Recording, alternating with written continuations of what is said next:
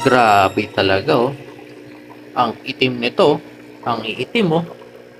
Ang iitim. Compare dito. Share ko lang. Dito kasi sila nanggaling. Dito sa tab na to na pure black. Itong ito at saka ito. Dito naman is medyo bluish yung ating nakalagay dito sa ating tab. Kung mapapansin nyo, mas darker yung dalawang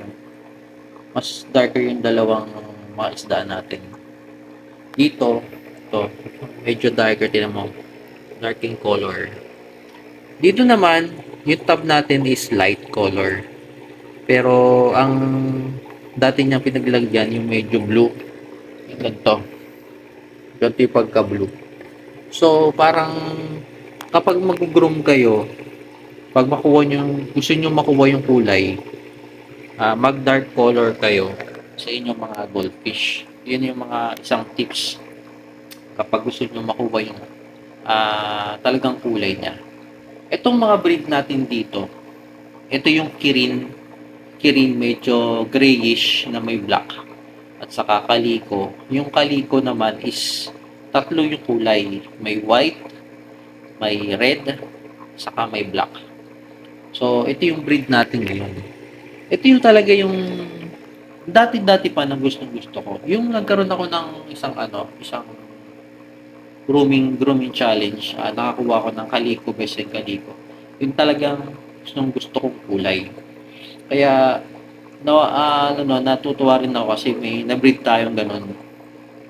Kita mo naman, no? Darkish yung color, oh. Dark na dark. Pati dito, dark, oh. Tapos pagdating dito, nag-light. Yun yung pinagkaiba ng mga yung kulay natin kapag may magkakaroon kayo ng tank. Ginagawa nila dark color. Kasi mas the best kasi yung dark color. Lumalabas yung kulay talaga nila. Kaya nilang magpaitim, lalong-lalo na kapag mayroon kayong black na isda na goldfish. Yun lang sa tips kasi gusto ko lang ibahagi sa inyo kasi gawa nga ng yung kagandahan doon.